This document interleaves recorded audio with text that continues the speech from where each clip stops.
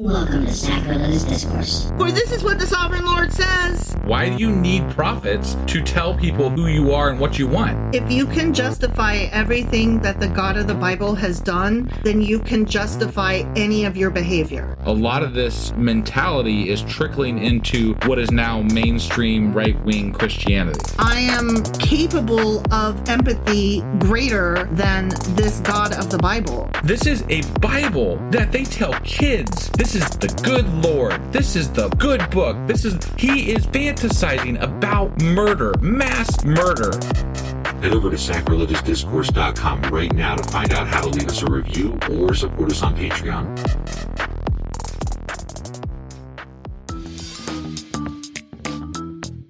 Hey there, sinners and saints. It's your favorite Bible-bashing duo from Sacrilegious Discourse, and we need your help. That's right, folks. We're raising funds for some heavenly equipment and a studio that doesn't sound like it's in the depths of hell. Our current setup, let's just say it's more apocalypse than audiophile. So if you want to hear us dissect the Bible without the background noise of demonic squirrels, chip in a few bucks. We're aiming for $5,000 to upgrade our audio and build a studio worthy of blasphemous banter. Donate today and help us spread the good word of atheism. You can find a link right on our homepage, sacrilegiousdiscourse.com. Every dollar counts. Even if it's from your collection plate.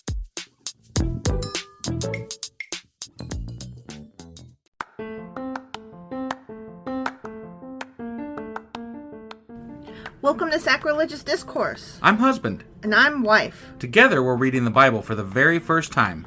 We grew up without religion and wanted to know what all the fuss was about. Well, what have we learned so far? That God is a dick, and apparently some people believe in talking donkeys? We're not trying to pass ourselves off as experts. Nope, we're just reading the Bible for the first time and giving our first take reaction. If you'd like to join us in this venture, you might consider starting at episode 1. Otherwise, jump in wherever you like. All right, let's go read the Bible. Yeah, let's get to it.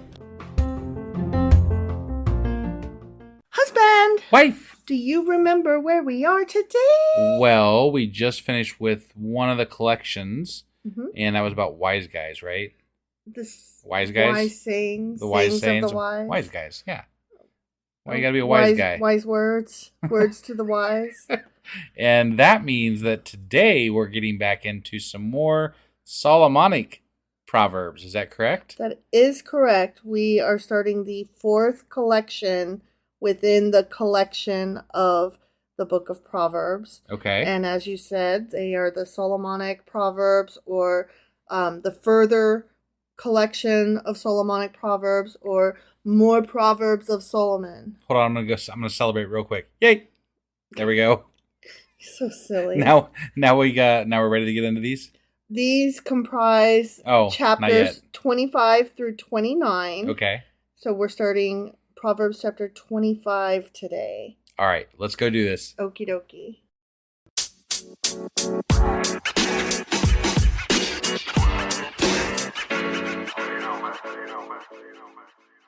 Okay, so as I said, we're getting into Proverbs chapter 25. Okay. It's the 4th collection within the Book of Proverbs. All right. And I just wanted to say a couple things about them before we start. Go for it. Okay? Yeah. So, first of all, they were supposed to have been transmitted and edited by royal scribes during the reign of Hezekiah. Transmitted sounds like it's an STD. Or an STI. Yes. But they were put together supposedly during the reign of Hezekiah. Got it. Okay. Okay. Yep. And toward that, they are also put together a little bit differently. Like, the last Proverbs that we've been reading have all been good is good and bad is bad. Therefore, Yes. Be good and don't be bad. Not happy with those. Right. But they're like set up in this, so that. Right. Right? Yeah. So these are set up not like that. Well, there's something worth celebrating. Right. And That's amazing. I thought I would point that out, that they are written a little differently. Makes me happy-ish. Sure. So. I think they are going to read a little bit more like the parables did. Okay. Or not the parables, the Psalms. Psalms. Yeah. Okay.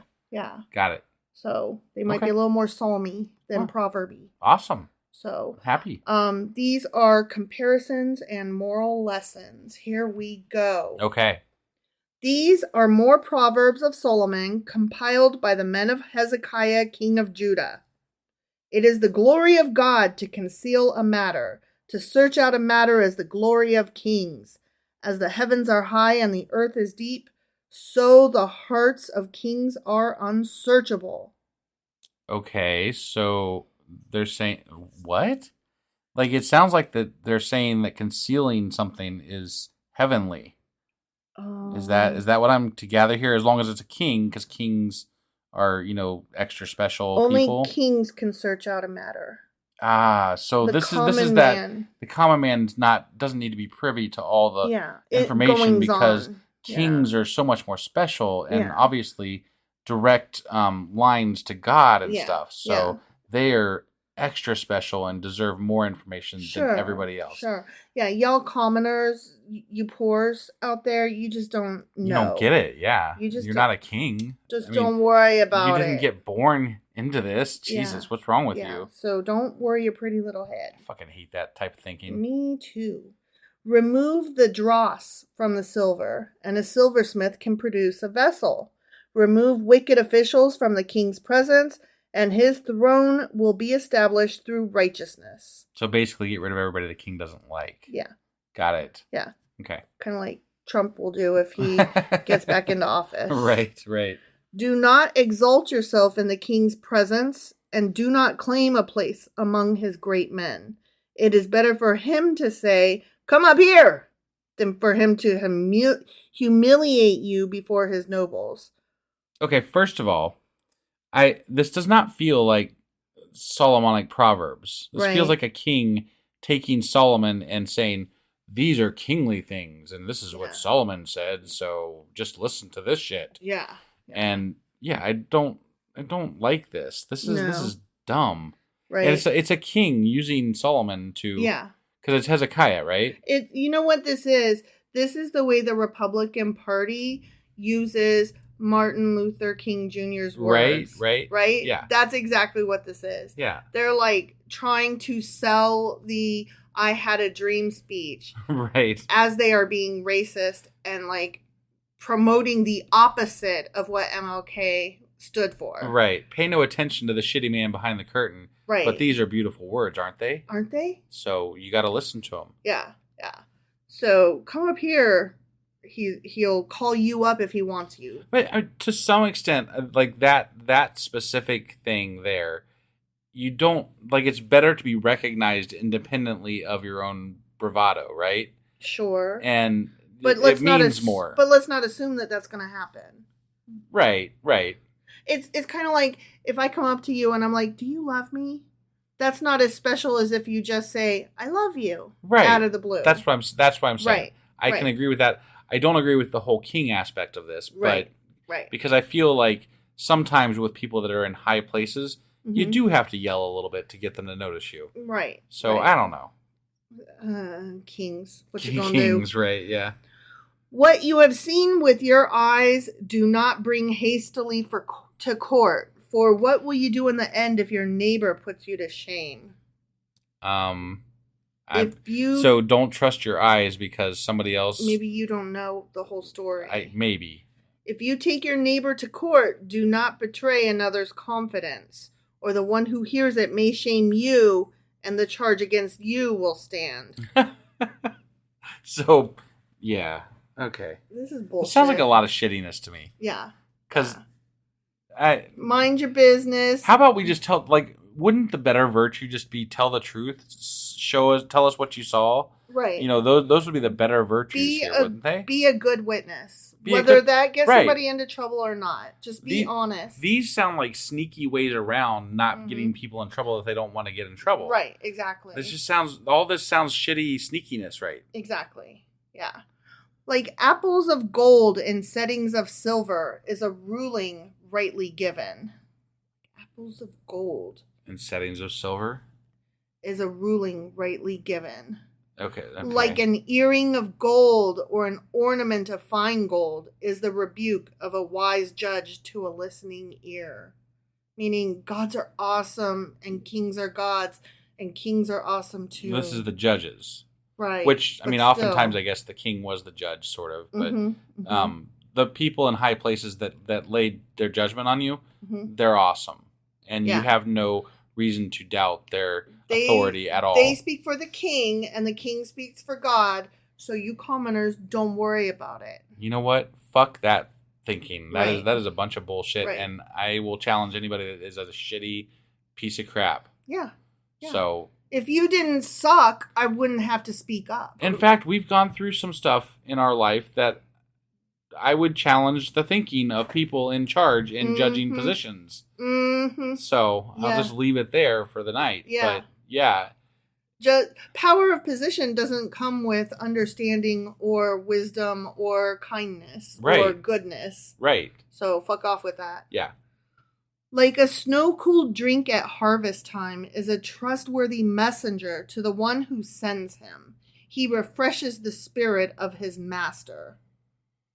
Did somebody bring the king what was it? A snow-cooled drink? An icy? I'm like, slushy? What is it? What? A You get a milkshake drink or something? at harvest time. They're just saying, make sure if you are going to be the messenger that you're good in. Like, deliver good messages, deliver them well. You wouldn't want to bring that actual news. That would be could be tragic for you. Bring accurate news. This king apparently kills the messenger. Well, if it's somebody he can rely on, it's not necessarily saying only bring good news. It's saying bring accurate news. Okay. Be reliable, trustworthy. That's fair. Yeah. All right.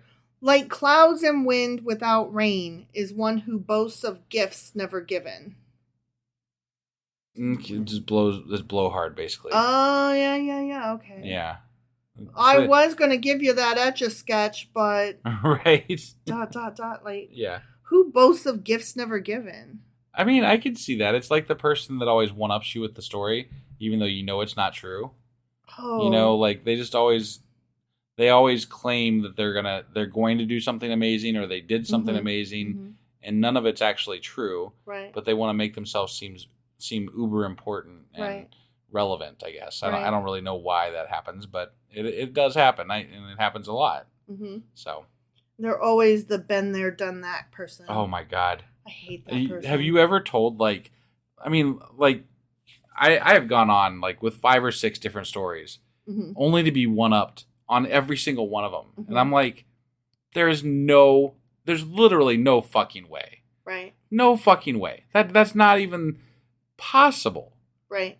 And it's just so aggravating when that happens. I'm like, first of all, you could just keep your mouth shut and let me tell my story. Right. Secondly, you literally one-up me on every fucking story. Right. That's but I was actually kind of testing you with the last ones just to see what would happen, And sure enough, Did you tell them that you almost made it into the Olympics to see if they actually got there? I didn't go that far, no. You should have. I should have, yeah. You should have. Right. I think maybe even they have a line that they might not cross just to see, Well, if you feel drawn into this competition again. I might try that next time. Just like say something absolutely insane. Yeah, like when I was younger, I almost made it into the Olympics, but I pulled a hamstring at the last minute. Right. And so, I mean, to be fair, I was only going to be an alternate. Like make it where it's almost believable. Yeah. Right. Right. Like, okay, I'll be honest with you. It wasn't the actual team.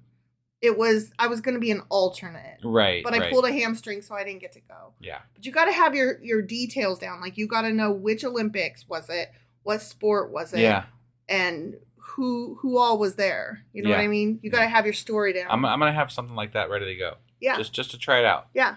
Do. Next time somebody does something like that. Yeah. I think you should. Okay. Through patience, a ruler can be persuaded, and a gentle tongue can break a bone. I can... The pen is mightier than the sword? Something like that. I think it's more like it's my approach. It's the way that I can whittle somebody down to make them see my way over time nicely. And then eventually get them to, Whereas I'm like, lost cause, can't be bothered. Right. Yeah, but I'll take the long route and work my case. So Yeah, you win. I mean, sometimes. Yeah. Sometimes. If you find honey, eat just enough. Too much of it, and you're gonna vomit. Sure. Yeah. I mean, you could say that about pretty much anything. Mm-hmm. Mm-hmm. Moderation, my friends. Right. Yeah. Including moderation. Yep. That's not bad advice. Right. Seldom set foot in your neighbor's house. Too much of you, and they will hate you. Damn. I mean, that's true. I guess. Like, I mean, don't overstay your welcome. Right. Yeah. Yeah. That's fair. Yeah. That's fair. Like a club or a sword or a sharp arrow is one who gives false testimony against a neighbor. Yeah, don't be a liar face. Yeah. Don't be an ass. But again, they just said, they kind of contradicted that a little bit. No, the other one was don't say anything. Right. This one is don't bear false witness. Yeah. Right. Like, don't lie on them. Don't make up a story, but nor do you need to outright tattle on them either. Right. Okay. Like a broken tooth or a lame foot is reliance on the unfaithful in a time of trouble. Yeah, that's true. That is true. Okay.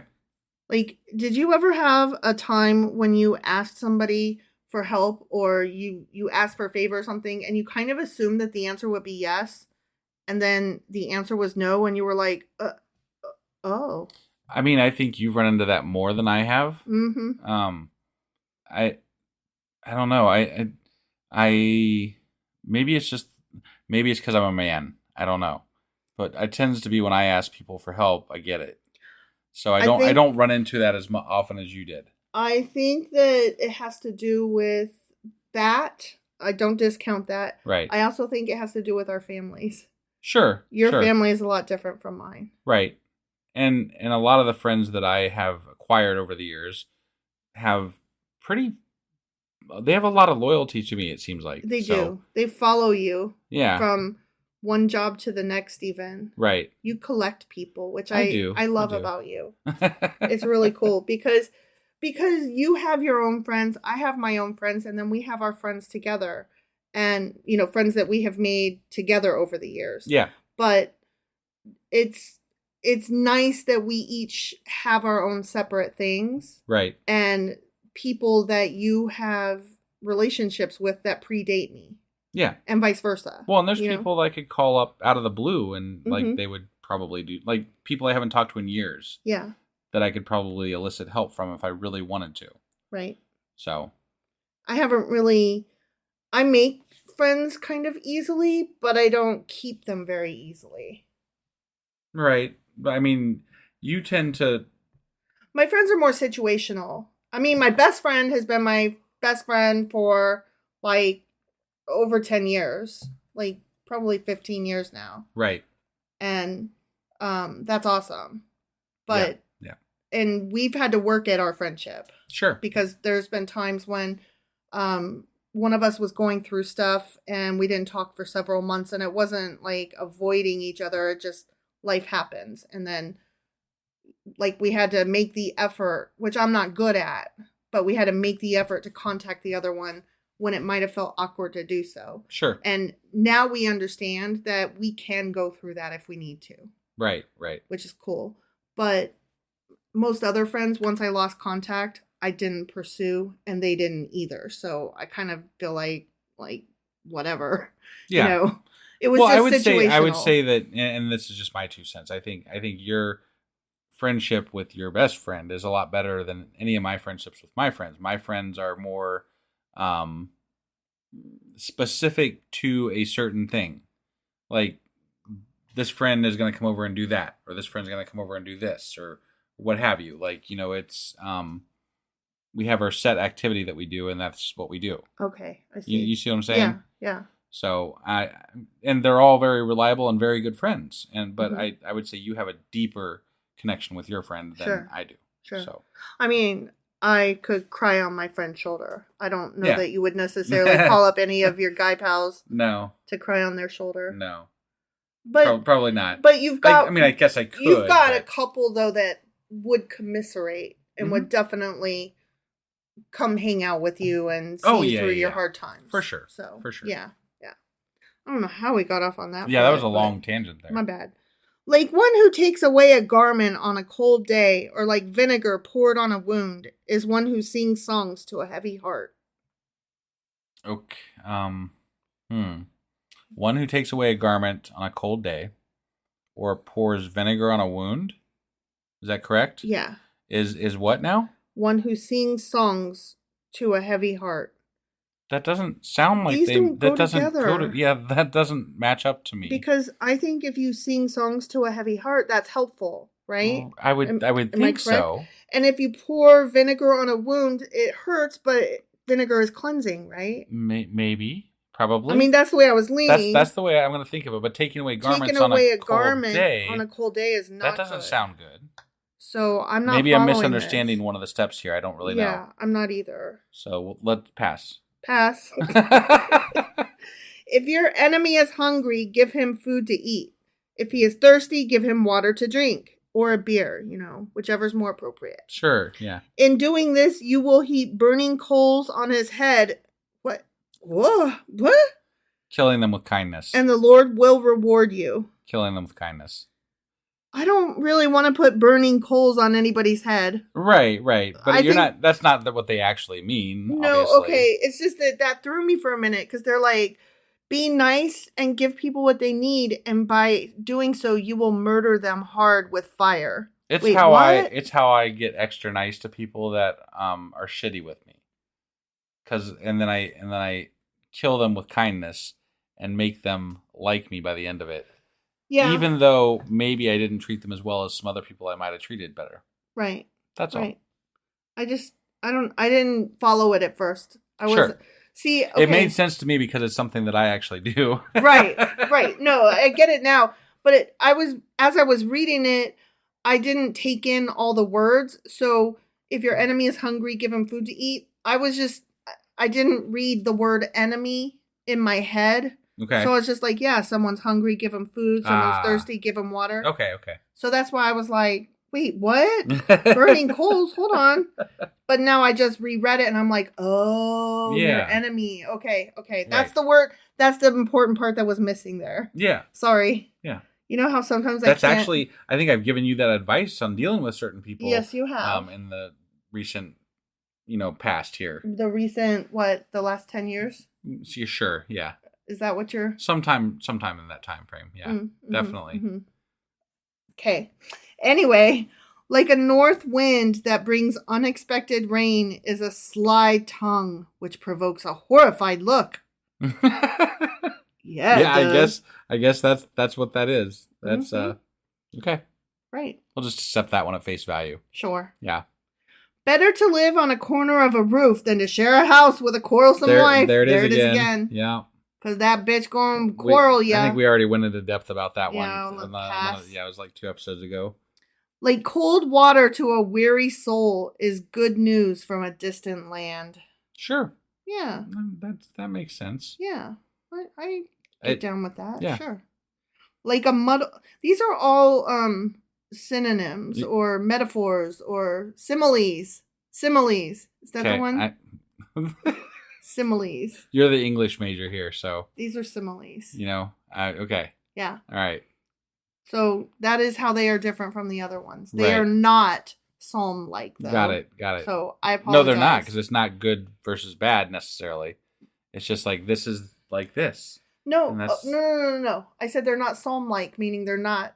The psalms were like poems. You're thinking of the first Solomonic things, which was the good is good, bad is bad. Okay. Yeah. All right. I'm correcting you here. Got it. Sorry. Okay. Like a muddied spring or a polluted well are the righteous who give way to the wicked. So you're shitty if you give way to the wicked, huh? What if they're just being really wicked that day and you just like, dude, fine, whatever. I'm not following it, I guess. What? It's clouding you're allowing them to cloud your judgment. You're allowing them to screw up your righteous path by letting them do something. I guess I just need an example of a righteous person giving way to the wicked. I guess I just need to understand what that means. Like, if somebody cuts in front of you in line. Mm-hmm. Yeah. That would be actually... Sometimes you just let them do it because it's fucking easier. Right. I think that's a good example, actually. Although I'm the asshole that's like, my guy, there's a line. Right. But there's also advice that says you just keep your mouth shut, too. Right. And in the Bible that we read recently. Right. I mean, it really depends on the situation. Sometimes I'm like, no, get to the back of the line. Right. And other times I'm like, whatever. Sure. I can't be bothered. It is not good to eat too much honey, nor is it honorable to search out matters that are too deep. Wow. Okay. You don't need to worry about it. I mean, they covered the not eating too much honey earlier in this chapter. They also talked already about don't worry your pretty little head over shit. The kings and the judges got it. Yeah, they got that shit. Yeah. Yeah. You just keep it simple. You go be common. Right. Like a city whose walls are broken. Oh, let me start that again. That'd be like Jericho. Mm-hmm, yeah. Mm-hmm. Like a city whose walls are broken through is a person who lacks self-control. Like a bull in a china shop. Okay. Right? Sure. I guess. I mean, I'm guessing it's you're letting the enemies in if your walls are broken, right? Yeah. So it's essentially the same thought. If you, what was the analogy again? You lack self-control. Oh, you lack. Okay. So you're letting that bad in, I guess. Right. Or whatever. Okay. So not like a bull in a china shop. Not really. No, I don't think it's them destroying the wall. It's you're letting something happen. You're letting something in that you shouldn't. Right. So you should control yourself. Sure. Okay. That's it. That's it? Yeah. These are kind of silly. That was the end? That was the end. Okay. Yep. All right. Well, that was Proverbs chapter 25. Sure as fuck was. And we won't be back tomorrow because tomorrow is Saturday. Correct. And we will be back on Sunday with a... Sacrilegious book club. That's right. And then we will be back on Monday with... Proverbs chapter 26. And Sunday night, you will be putting out your weekly wrap-up. And I'm gonna do my damnedest to get it done on time this time and try to remember to actually fucking do it because I suck at it. You really do. I get it out eventually. You do get it out. But I do suck at it. It's kind of like one might call you constipated. Is that what they might call me? I mean, sometimes it sticks there, but then eventually you get it out. Yeah, I guess that could be an apt analogy. Yeah. Right? Yeah. Yeah. All right. Well, that being said, we'll see you guys. Yep. Bye.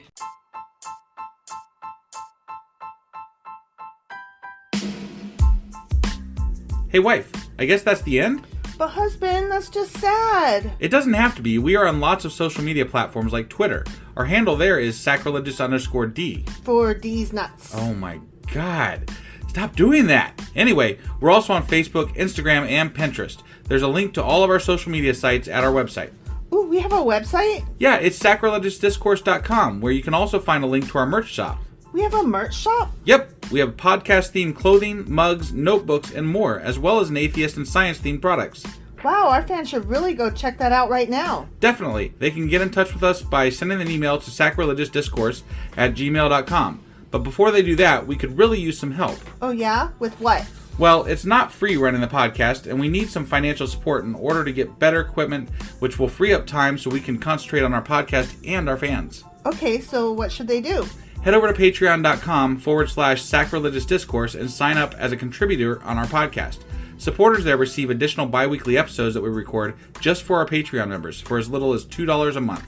Also, we'd really appreciate it if you would like and subscribe on whatever platform you're using. And Apple Podcast reviews help us out tremendously. Like and subscribe. Leave an Apple review. Join us on Twitter. Support us on Patreon. That's a lot of instructions. Don't forget to say thanks. Thanks. Okay, bye.